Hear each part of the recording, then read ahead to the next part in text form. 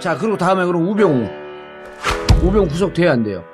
직권남용은 1년 이하의 징역, 10년 이하의 자격정지, 또 1,000만 원 이하의 벌금인가? 얼마 이하의 벌금이지? 쓸데없는 걸 그러고 그래요. 네? 저는 모르겠는데요. 네, 어쨌든 그런데 이게 하여튼 5년 이하의 징역에? 아니야, 직권남용 1년 이하의 징역 아니에요? 아니, 5년 이하의 징역. 5년 이하의 징역이야? 어쨌든. 그 공여죄도 5년 이하의 징역인데. 직권남용도 5년 이하예요? 예, 근데 사안이. 아니, 근데 직권남용 갖고 구속시키는 경우가 잘 없잖아요. 아니, 사안이 중대하면 재질이 나쁘면 구속시키죠. 아니, 김기춘이 대표적인 예 아니에요. 블랙리스트. 그래, 내가 지금 질문하는 게 김기춘과, 예? 예. 조윤선이 직권남용으로 구속이 됐단 말이에요. 안종범도 직권남용으로 구속됐는데 예를 들었고 그 사람들은 뭐라고 주장을 했냐 하면 박근혜 대통령이 시킨 대로 난 업무만 수행했을 뿐이다. 근데 지난번 구속영장 기각됐을 때 우병우가 똑같은 얘기를 했거든요. 나는 민정수석으로서 대통령이 얼마나 위대한 그 거대한 힘을 가지고 있는지 모른다. 당신들은 시키는 것만 했다. 직권남용 아니다. 근데 시키는 것만 했다라고 했던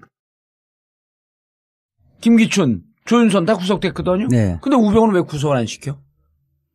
이제 구속 앞으로 이제 되나요? 하겠죠. 저는 뭐 우병우를 구속시키고 2기 특수본은 일단 자기들의 과번 다 끝났다고 볼 가능성이 높다고는.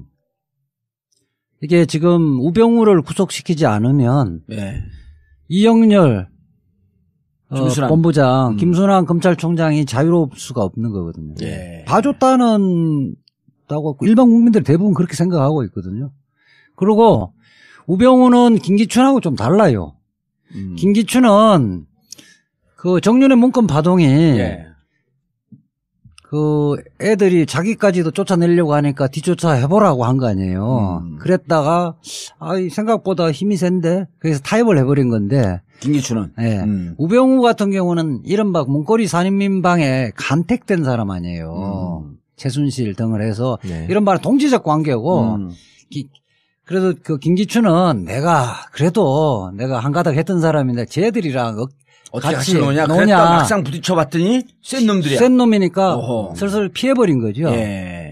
그렇기 때문에 실질적으로는 최순실의 국정농단에 우병우는 상당히 깊이 관여되어 있다는 것은 체감적으로 아는 거예요. 우리 유 판사님도 그렇습니까?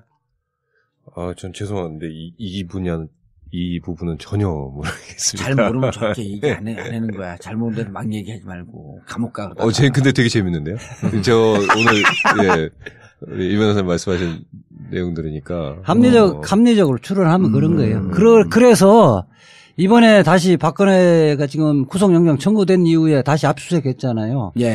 그러면 불구하고 청와대 민정수석실 쪽에 압수수색을 다시 거부를 하면서 요구하는 것만 서류들 좀 주고 이렇게 하는 것은 그만큼 우병우와 깊숙이 관련돼 있고 우병우가 보호되지 않으면 박근혜 전 대통령의 새로운 범죄 사실이 나올 가능성이 상당히 높죠. 실질적으로 밀착되어 있기 때문에 굉장히 많이 안다고 보는 거예요. 그리고 또 검찰도 사실은 1기 특수본 때는 민정수석하고 수차례 1,000통 이상의 전화 통화한 게 나왔잖아요.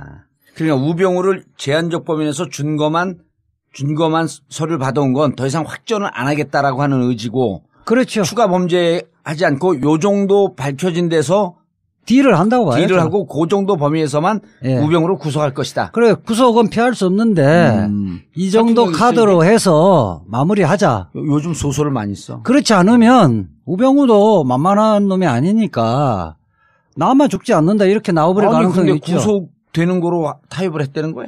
아니, 그 구속도 일단 구속됐다가 항소심 정도에서 나올 수 있는 가능한 범죄로 갖고 구속영장 청구할 수도 있는 거거든요. 그러면 정강 자기 처갓집. 아니, 그 부분 갖고는 이게 이제 본류에서 벗어난 거니까 이른바 찌개다시잖아요. 본류에서 벗어난 거니까 안 돼요.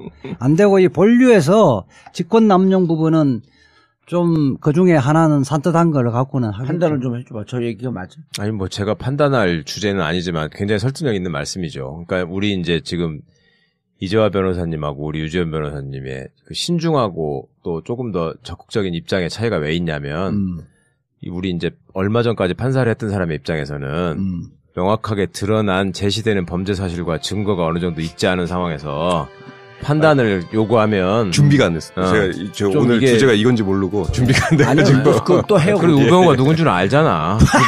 무슨 짓 한 줄도 알고.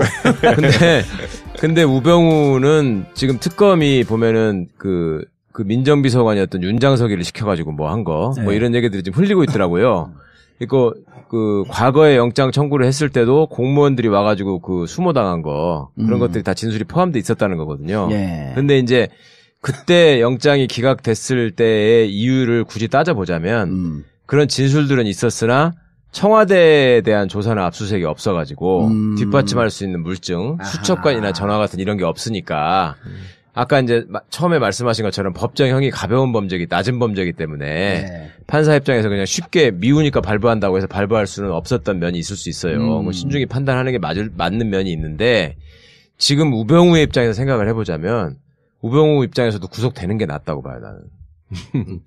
버티다가 더 큰 혐의 사실을 그러니까 문제가 나오기 전에 어차피 정권은 바뀌는 것이고 그러면 정권 바뀌는 검찰이 지금은 예를 들면 김수남, 이영렬이가 지가 시켜준 사람이니까 좀 싸게 칠 수 있다. 싸게 치거나 봐줄 수 있는 가능성이 일부라도 있지만 그럼 정권이 바뀌고 나서도 그러면 검찰이 우병우는 여전히 보호할 것이냐? 절대 그렇지 않거든. 그걸 누구보다 잘 아는 사람이 우병우 아니에요. 지가 정권이 바뀌면서 전직 대통령을 데려다가 그 짓을 한 놈인데 그런 놈들이 더 두려워하는 거거든, 원래. 지가 해봤으니까. 그래서 버티는 척 하다가 적당한 선에서 딜을 하고 확전을 시키지 않는 범위에서 들어갈 것으로 보인다. 그리고 밑에 있는 놈들도 지금 데려다가 조사를 했다는 거잖아. 민정에 파견 나왔던 애들을. 그래, 광주지검장도 데려다가 증언, 그렇죠. 윤모 검사가 땄다는 거 아니에요? 그건 부장검사고 지검장은 아닌데 하여튼 그 사람들의 입장에서도 박근혜가 시퍼렇게 살아있고 다음에 홍준표가 대통령이 될 가능성이 있다 그러면 지네 미래를 생각해서라도 모릅니다. 그런 사실 없습니다 하겠지만 걔들은 앞으로 검사해야 되는 애들이에요. 계속. 그거 다 얘기했을 거예요. 정권 교체되지면 예컨대 정윤회 문건 파동 수사 부분을 그게 다시 들어가죠. 본격적으로 수사를 해버리면 그렇죠. 검찰의 지휘부들이 다 성할 사람이 없을 겁니다. 형사 8부 특수 1부.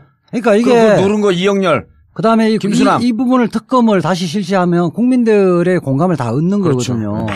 그게 포인트다. 그러니까 국정농단을 그때 이 본격적으로 수사했으면 이 지경까지 안 왔다는 거예요. 맞아요. 그리고 보면 이게 그러면 이 문건에 있는 내용이 실체가 있는 건지 문건의 내용대로 국정농단이 진행됐던 건지 이 부분에 하나도 안 보고버리고 유출 물꼬를 그 수사의 물꼬를 그러니까 그때 바꿔버렸잖아요. 핵심은 그거에 명예훼손이라고 그러니까 언론 출판물에 의한 명예훼손이라고 하니까 그 형사 8부하고 특수 1부인가 그쪽에서 이거 명예훼손이라는데 좀 이상하다. 그럼 명예훼손 당했다라고 하는 정윤회하고 최순실 한번 정윤회 좀 조사를 해봐 가택 압수수색 해봐야 되는데 그러니까 김수남이가 그랬다는 거 아니에요. 중앙지검장이 야 피해자인데 왜 거기를 압수수색을 해? 그러면서 그때 눌렀는데 만약 그걸 누르지 않고 제대로 수사를 하고 이게 명예훼손이 아니라 사실은 미행을 했네? 문고리 권력이 있었네? 이 십상시 있었네라고 하는 게 그때 판단이 됐으면 여기까지 안 왔던 거지. 그럼요. 최순실의 실체도 그때 밝혀냈던 거죠. 그리고 만약에 지금 정권이 교체된 상태에서 그때 당시 사건을 특검이 들어가게 되면 김수남이가 그때 어떻게 찍어내렸는지가 나오는 거지. 김수남뿐만 아니라 검찰이 전체 조직이 전체가 파괴되는 거죠. 그렇게 되시면 알겠습니다. 검찰총장부터 수사검사까지 다 연루돼 있는 거 아니에요. 알겠습니다. 그리고 전화한 내용도 나오는 거지. 그렇게 하면 이제 윤곽금도 다치는 거지. 그렇게 하면 내부자들이 협력하는 사람들은 반드시 나오게 돼 있어요. 자기들은 살아야 돼. 그러고 다 구속시킬 수는 없는 거 아니에요. 그렇지. 이렇게 말하자면 중요 역할을 했던 사람들은 치고 나머지는 알겠습니다. 너희들 검사 계속 할 수 있게끔 하겠다 하면 협력 다 한다고. 굉장히 중요한 말씀이에요. 그러니까 검찰이 지금 잘 신경 쓰고 있는 건 뭐냐면 내부 제보자야? 아니 검찰 조직이 권한을 다 뺏기고 와야 되는 거를 제일 걱정하고 있어요. 왜냐하면 나도 오늘사 그걸 확인을 했는데 지금 예를 들면 문재인 후보나 심상정 후보나 안희정 후보나 이재명 후보나 그다음에 유승민 후보나 그다음에 홍준표까지 있잖아요. 그 사람 6명이 전부 다 검찰 수사권을 뺏겠다는 거야. 자기의 공약이. 심지어 홍준표는 나는 안 그럴 줄 알았죠? 그러면서 나도 뺏겠다고 그랬어요. 기소권 수사권을 분리하겠다. 분리하겠다. 홍준표도 저도 당해봤잖아. 그렇게 다 돼 있기 때문에. 수사권은 경찰로 넘어가는 거야, 이제? 이제 어떻게 하여튼 공수처도 만들고. 기소청 형태로 원칙적으로 한다는 거거든. 그러면 검찰은 기본적으로 정치적인 조직이기 때문에 애들이 무슨 생각을 하냐면 정권을 잡은 사람들이 우리를 치려고 할 때 가장 좋은 소재가 뭐예요? 국민들한테 야 검찰 저놈들은 진짜 썩었다. 그러니까 저거를 다 해체 수준으로 개혁하지 않는 한 우리나라의 미래가 없다라는 걸 정권이 아젠다로 딱 내세울 거 아닙니까? 그럴 때 제일 좋은 소재가 야 봐봐 저것들 우병우도 지네끼리 봐주면서 구속 안 하잖아. 그다음에 두 번째는 뭐냐면 십상시 사건 때 총장부터 밑에 놈까지 줄줄이 쫙 꿰가지고 청와대하고 연락하면서 다 말아먹었잖아. 이거를 가지고 소위 특검이 됐건 그 당시에 검찰을 시켜서 수사를 하기 시작하면 그냥 와야 되는 거거든요. 그걸 알아 지네들이. 거기 다 당사자들이 있으니까. 그러니까 그 위험을 피하기 위해서라도 어떻게든 우병우는 죽여야 돼 얘들은. 우병우한테 가서 빌더라도 너 잠깐만 좀 들어가 있어라. 잠깐만 뒤져라. 오늘 좀 살자. 이렇게 이렇게 할 수밖에 없는 상황이니까. 정권 교체되면 완전 죽여버릴 테니까. 그 대법원도 사실은 그런 차원에서 지금 긴장하고 있는 게 있는데 어차피 우리가 그 얘기도 또 해야 되잖아요. 그렇죠. 그러니까. 알겠습니다. 자, 근데 일부에 무척 시간이 오래 걸렸어.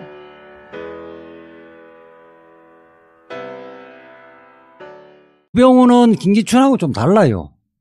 김기춘은 그 정윤의 문건 파동이 그 애들이 자기까지도 쫓아내려고 하니까 뒤쫓아 해보라고 한 거 아니에요. 그랬다가 생각보다 힘이 센데 그래서 타협을 해버린 건데 김기춘은 우병우 같은 경우는 이른바 문고리 산인민방에 간택된 사람 아니에요. 최순실 등을 해서 이른바 동지적 관계고 그래서 그 김기춘은 내가 한가닥 했던 사람인데 쟤들이랑 어떻게 같이 노냐? 막상 부딪혀봤더니 센 놈들이야. 센 놈이니까 슬슬 피해버린 거죠.